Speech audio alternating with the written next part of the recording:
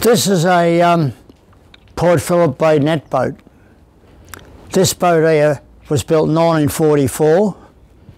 It was the last one of this type of boat that was built till 1964, and I got one built that I designed in 1964. There hasn't been one built since, but this one here, the one I got built is nothing like this one.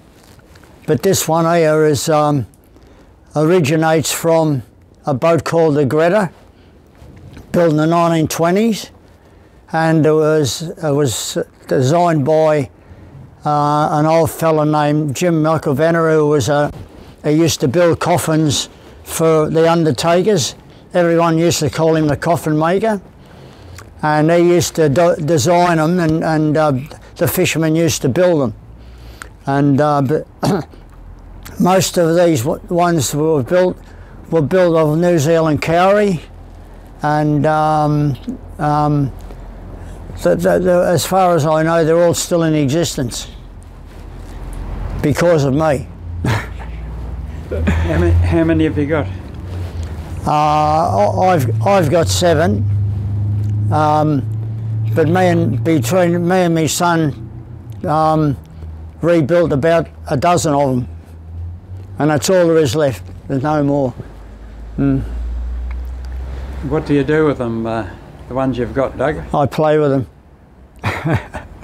I just keep them because what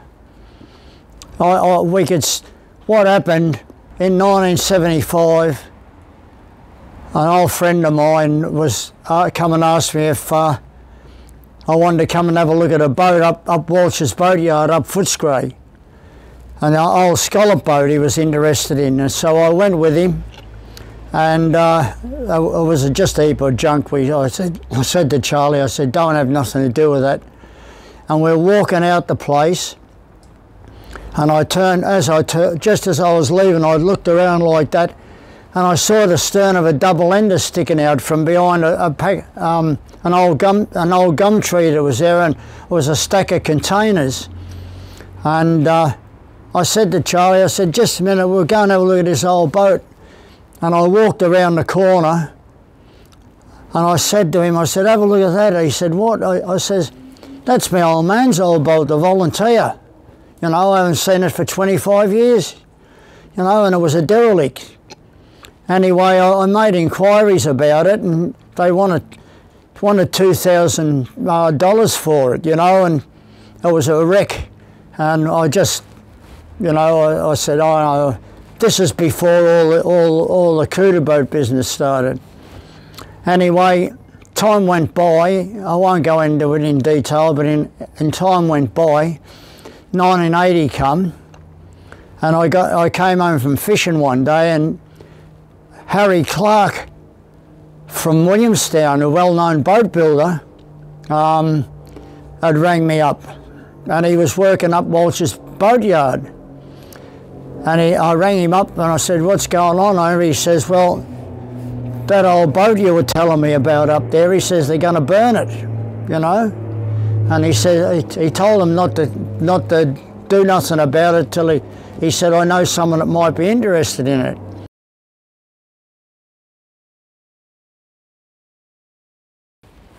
Decided we'd have a go at restoring it, and anyway, we started doing it in the backyard, there used to be a vacant lot at the back here, and we started doing it there. In the meantime, my mate Charlie was restoring a cooter boat called the Reader for a bloke, and one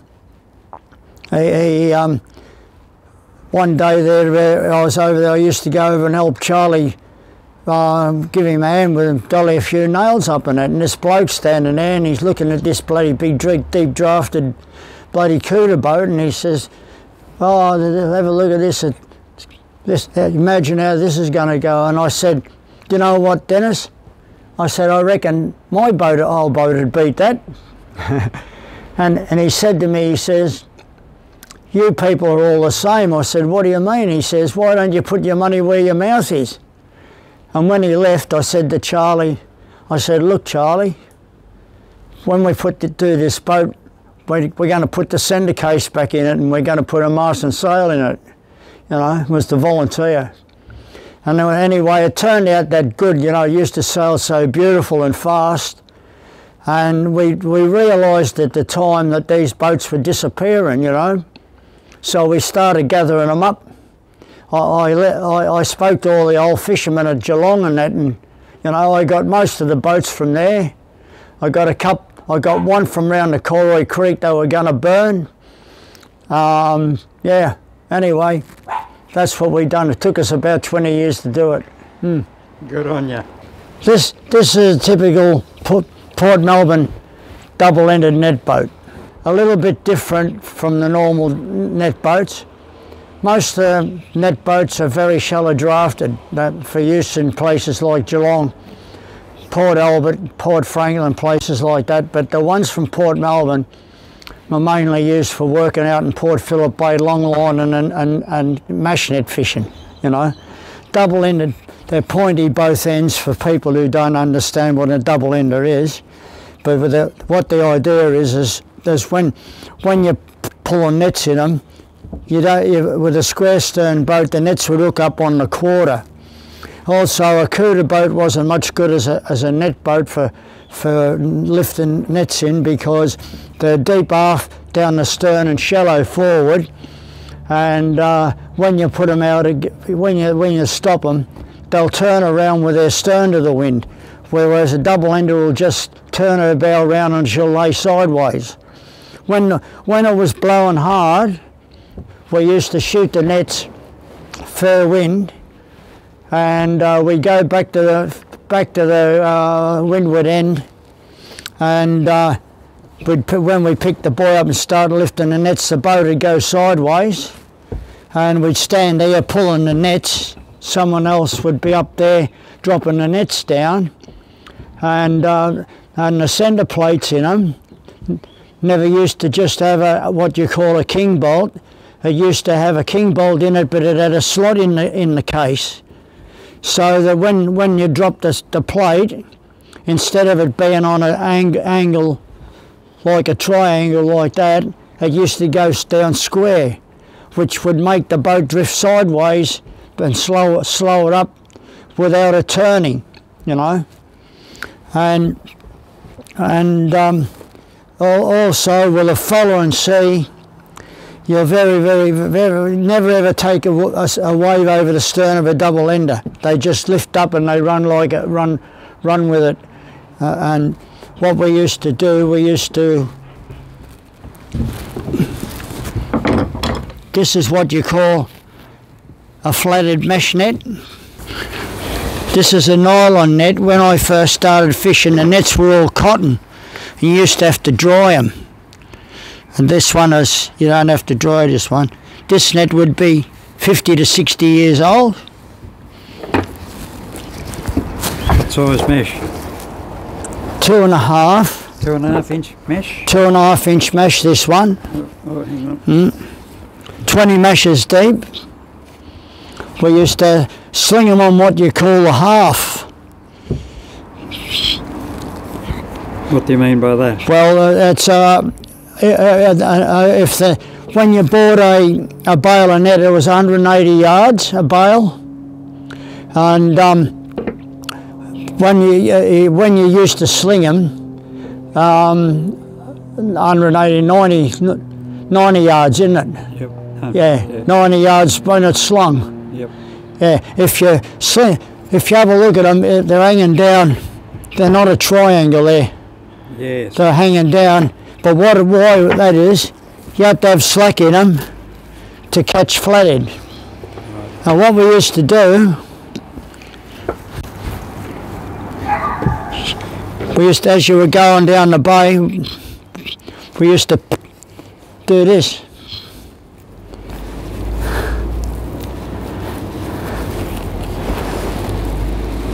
What's that for? Put bait in. Oh yeah. You didn't wire it in or anything? I haven't got no bait to put in it, I'm afraid. That's the best I can do. And you see, when you put bait in, it'll take a lot of the slack out the net. you know.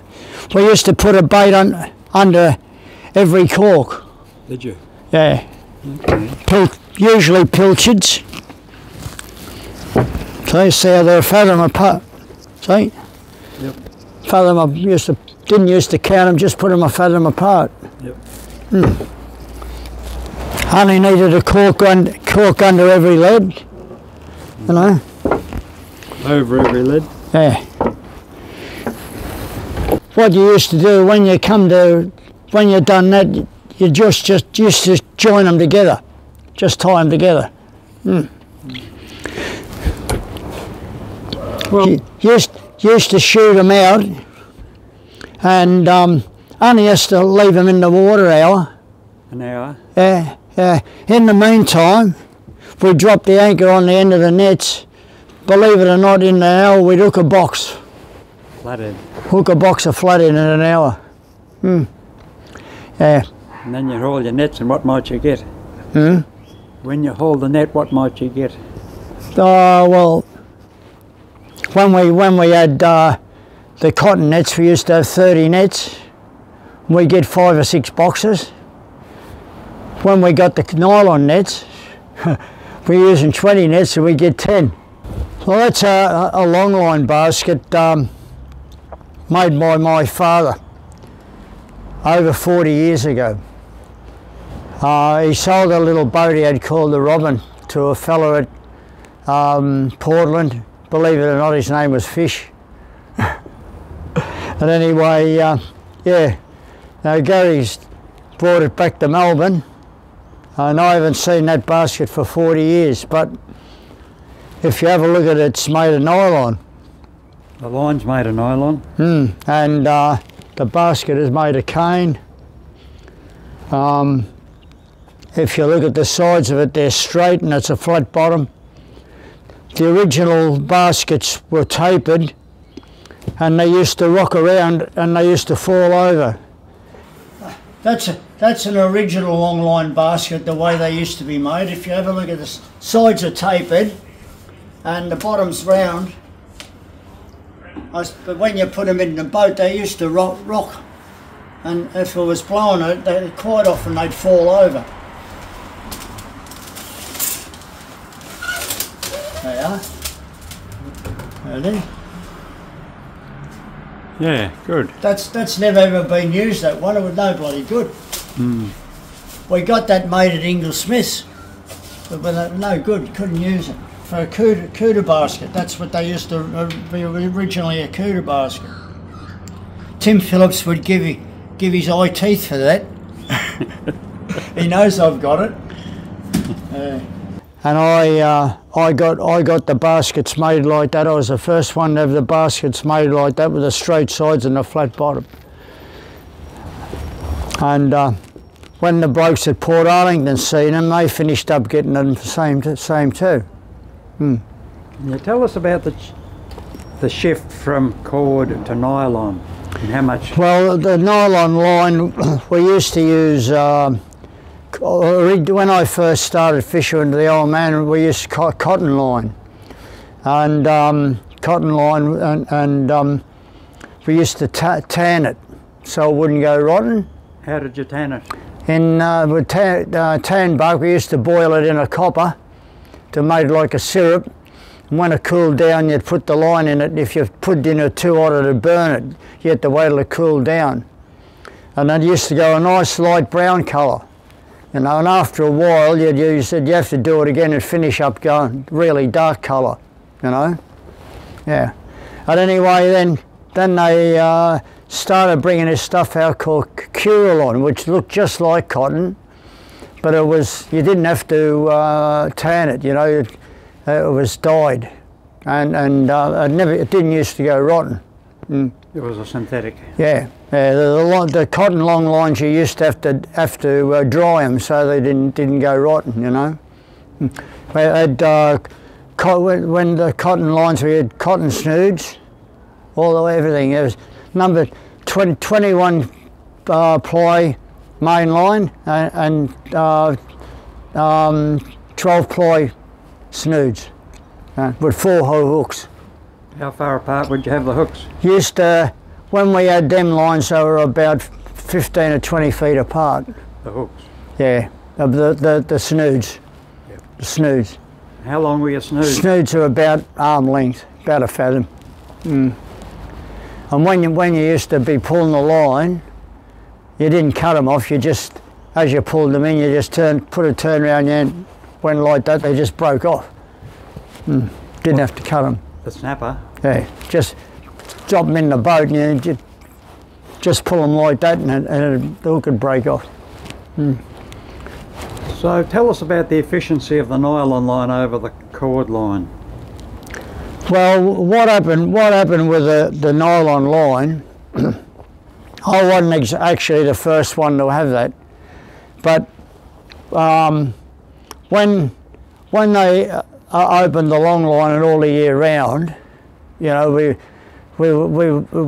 could do it openly. You know, before that we used to do it in the dark and that when no one could see us. You know, and anyway, one day there I was out in the bay and the Italians from Sandringham shot across the top of me.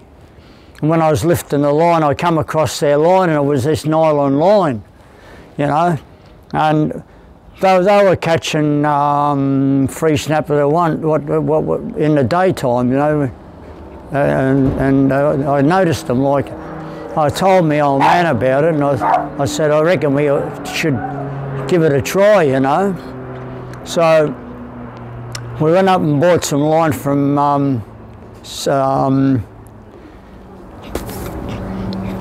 well, they're C.H. Smith there. What they used to call them? Inglesmiths. Inglesmiths. Yeah, Inglesmiths. We went up and bought some line, and we brought it home, you know, it was on a spool, and we pulled it off, and we're putting it in the basket and put snooze on it. It was like a great big spring. It was, you know. Anyway, we put it in the boat and we baited it up and we went out there. Well, you've never seen such a mess in all your life. It was coming out in great big bunches. We didn't know what to. We chucked it to the shit house.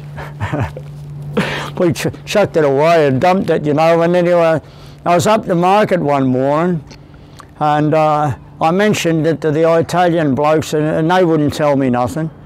But there's this old bloke named Harry Acton. He was a old pommy bloke, and he used to go long lining. And I asked him about it, and he says, "Oh, you want to take it out in the paddock?" He said, "and stretch it." He said, "Pull it between your car and stretch the line, you know."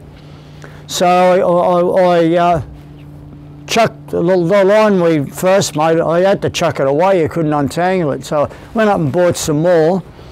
I took it over the park, and I put it round a pole and I put one on each side of the truck and I pulled it till it was like a piano wire, you know.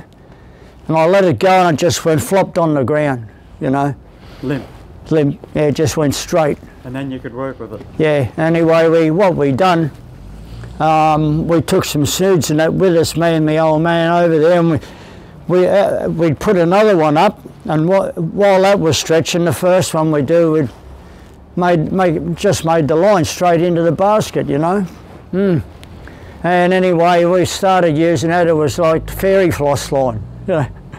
And the thing was, when we had cotton line, then pulling the line, you used to cut your fingers. It used to, all your fingers there used to have grooves into them, the burns. You'd get a snapper running, you know, and it used to run through your fingers and burn. So anyway, when I got the nylon round, we thought it'd be worse, but it was better because it was smooth, it wasn't rough, you know. I had no trouble at all pulling it. So before that, what were you using as a main line? Before were you using cord as a main line? Yeah, cotton. Yeah. Or Curulon. I just wondered if you used cotton first, then Curulon. And then nylon. Is it called nylon? Then this, yeah. And then what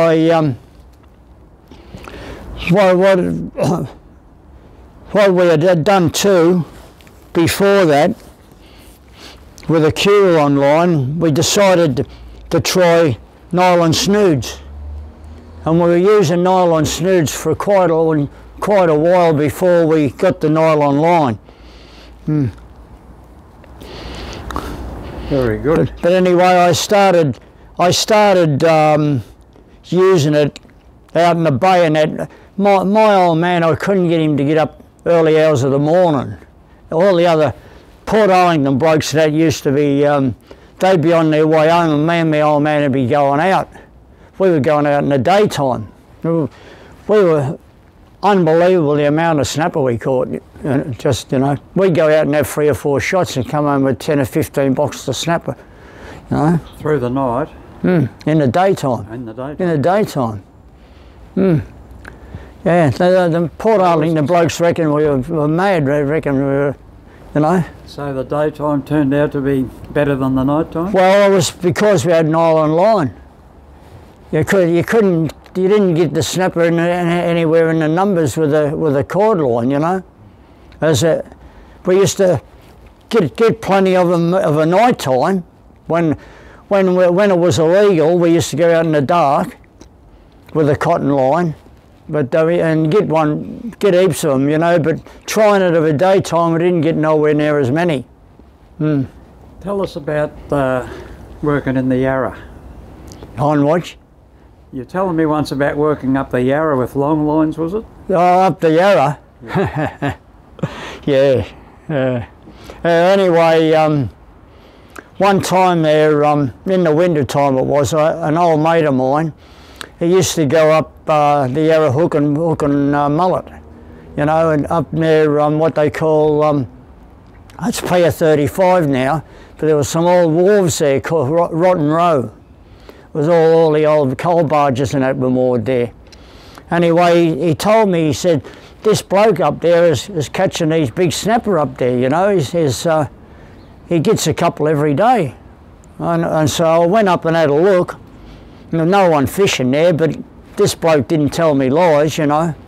Anyway, I said to me son, I said, what do you say we give it a try? You know, so I baited a basket of line. What I noticed when I was going over the Westgate Bridge, you could see the banks of the river was sandy, and the river went down like that in where it was dredged. So I thought to myself, you shoot the line along the edge of that, I reckon that's where them snapper would be, you know, if there's any there. So anyway, we went up there with a basket of line and we shot it. And we came home and we got up 4 o'clock next morning and we went back and got it. And we started pulling it and going like this, you know, we got 60, you know, 60 big snapper. So anyway, I thought, this is all right. So we didn't flog it because... But it was illegal, wasn't it? Illegal? Was it illegal? Oh, illegal, yeah. Not supposed to be up there, not allowed to fish in the river. So we didn't flog it, you know. And in them days, there wasn't so much security around it as there is now. You'd have no chance at all to do it now. And anyway, we got all these snapper. Every time we were going out and we were getting 20 or 30, you know. So anyway, we shot the line one night. We got up next morning and it was blackout with fog. You know, you couldn't see anything in front of you. So anyway, we got in the boat because we had no trouble finding our way over to the river, you know. All you had to do was follow the land. We got up the river. We're lifting the line. We're heading down the river towards the Westgate Bridge. And as you go down the river turns where the old ferry was, you know. And anyway, we're going along and it's because it's dark and foggy, pitch black, you couldn't see a hand in front of you. And I heard thump, thump, thump, thump, thump, and of course we're heading down the river on the left side of the river, on the port side, and the ship's coming up, of course, on the right-hand side. And anyway, where's this thump, thump, thump, and out of the fog come a tug, one of the diesel tugs, belting up the river it was. And I thought, shit, and my son was about 12 years old, I suppose. He had the tiller. I had this little boat, it was only 21 foot long. And to put the throttle on, you had to lift the engine box off, the lid off, and put your hand down the side of the throttle. So I chucked the lid off, I stuck the engine in reverse, stuck my hand in the thing and put the throttle on flat out, and the boat belted backwards. And he shit himself, he let the tiller go, but what it done, it made the boat screw, you know. And it screwed like that, and we bumped down the side of the tug. And as we were going down the side of the tug, I looked up, I could see the skipper up there looking down into the boat. Anyway, next day, I had this mate of mine. He used to drive one of the line boats, and he was talking to a dockhead up there, you know, and he knew the blokes there, and they knew who it was, you know, they knew who it was. And anyway, he told them, he said, look, tell him to knock it off because they're onto him, you know. So we never went back no more. Yeah. This photograph here, I caught them up near the Princess Pier. We were catching pilchards off the pier, and we could see these swirls coming up from underneath them and the pilchards scattering. I said to my old man, I reckon the shark's chasing them. So I put half a dozen snapper nets in the boat, and I shot them along the edge of the station on the Princess Pier up Fisherman's Bend. I got 5 sharks. School sharks, are they? Scared, they were bronze whalers. Oh. Yeah. Did you sell them? Oh yeah, yeah. I cleaned them, I took them up to the market. Tell us about the pelicans. Well, I had these, when I was selling fish down the beach, I had these pelicans that used to come up. I used to hand feed them. And you may not believe this, but I used to pick them up. They used to come like that. I used to grab them by the beak, and I used to grab them by the beak, and I used to pull them in, and I used to pick them up and put them one under each arm, you know. And the bloody things just sit there, but their heads used to just dangle down like an elephant's trunk. They used to go funny. Anyway, I had them there for quite a long time, and one day there, we came in and we had a boatload of snapper, and my old man took the boat over the station pier, and I had an old FJ Holden truck with a canopy on it. Anyway, we went over and we loaded the snapper on the truck, and we were going back to the lagoon with them. As I'm going along the street, all these people were looking at me. I couldn't make out what was going on. When I got back to the lagoon, there's one bloody pelican sitting on the top of me truck, and the other 2 are following me along the road, you know. And a couple of days later, a bloke from the Age come along and took me a picture. Was in the Age. Yeah, we used to catch a lot of gummies. My son caught them. He just got this aluminium boat made, and anyway, we went down there one day. We went down Point Wilson, and we had a shot with the long line, and we got half a dozen gummies on the long line. And I said to him, I reckon it'd be worth your while putting a few nets in and going back there, you know. And he went back the next morning. That's what they got the first day. He paid for his tinny in a week. Yeah. That's my old man. Believe it or not, that's down Portsea. He got involved with a cooter boat sailing too. Yeah. I used to sail the Pearl. He used to sail the Volunteer. I won the Portsea Cup one year. Yeah. First across the line and first on handicap. Yeah. 1985. Their photos taken at Port Melbourne. That one there is Mornington. That's me sailing past the cooter boat. What about that one? Tell us about that one. That's sailing home from Geelong. We went down there for Australia Day weekend one year about 30 years ago. And my son sat on the end of the bowsprit and took that picture. It was blowing about 25 knots. The boat's, I had a reef on, the little jib on her bow. Look at the speed she's doing. Yeah. If you have a look, you can see the wake behind her. If you look closely at the background, there's 2 other boats, 2 red sails. You can just see them. You left them for dead, did you? Oh, yeah. That day we got out off Werribee and we're going along and the boat started rolling like this. And the bloody boom's going up in the air, you know, like that. And it was dangerous. And I thought, I didn't really know what to do about it, you know. I thought we might have to lower. It was bloody blowing really hard, you know, it was really fresh. But anyway, what I'd done, I put the plate halfway down, immediately stopped it.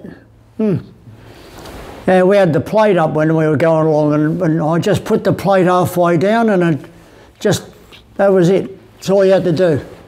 That's my uncle. This picture was taken in 1935. What's your uncle's name? They're seen netting, their silver brim. See the cane basket? Yeah. Yeah. Someone gave me a photo, and it had the date on the back. It had a print on the back from the Herald Sun, from the Herald, 1935. That's me and my old man with 3 ton of snapper. All caught on the long line? No, in the mash nets. Okay. Snapper nets. We had that many. I'll tell you something about that. That boat was a boat like the one out in the backyard, and it was full of snapper, and luckily it was flat calm, there wasn't a breath of wind. It had been blowing easterly the night before and it was just like glass. We had that many snapper in the boat, we had to put the tent up to keep the water out the boat coming home. That's the mast hanging on the deck, if you have a look at it. As we were going along, the crown was dragging in the water. If it had been any wind, would have had to chuck something overboard. What's this one? That's me and my daughter. 1,500 kilos of snapper, the mash nets. I caught them in Fisherman's Bend, up near Webb Dock. Yeah? Yeah, in the middle of winter. Was that legal? Yeah. Okay. Yeah. We had that many that day. What I'd done, I went into Beacon Cove and we pulled them out. The only thing I could do with them was pull the nets out onto the jetty. We had that many, the engine boxes underneath it all. I couldn't stop the engine. I couldn't get the lid off the engine to stop the engine. Alongside the pier for 2 hours before I could stop the engine. This is a hoop net for catching whitebait off the piers. We used to have a long pole on it, about 15 foot long, and you'd push it out off the pier. But we used to chuck, we used to boil potatoes. Used to boil potatoes in the copper, and you break them up and you just chuck them in the water, and they used to attract the pilchards and the whitebait. Used to also use pollard. You know what pollard is? Yeah. Yeah, and we used to catch a lot of bait. Bait for your snapper lines or what? Did you use the bait for your snapper lines? Oh, we used to sell it. Right. Sell bait and used to take a lot to the market. Used to sell the pilchards and whitebait here fresh. When the Greeks started coming here, and the Italians, we used to sell tons of it. If you like, I can undo this and show you how it works. I'm going to show you how it works, but I'll have to unclip.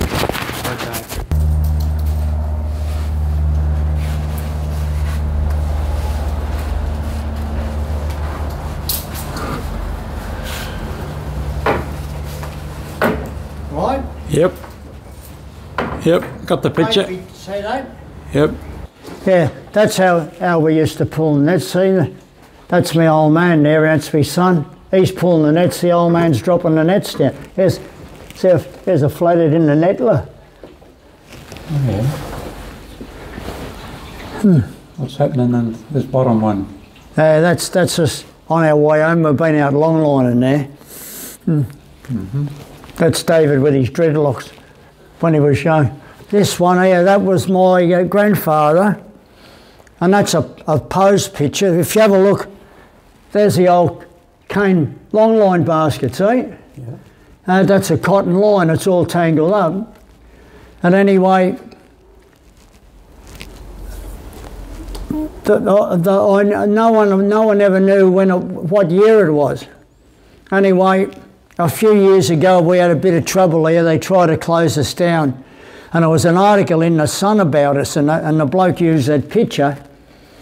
And one day I was out the front, we were fitting an engine in a boat, and this bloke stuck his head across the boat, and he says, don't mind if I have a look, do you? He says, I'm the kid in the photo. I says, what are you talking about? He said, the photo in the paper. He says, I'm the boy in the photo. And he told me he lived in South Melbourne, and there used to be a little bus that used to run along the beachfront, and he used to catch the bus to go to South Melbourne Tech, and but he used to come back home on it, you know, and he got off the bus at the lagoon, and this bloke was standing there, and he said, look son, he said, would you like to be in a photograph? And he took him down the beach, and he posed him with the old man. His name was Alan Sellers, and he told me it was 1943.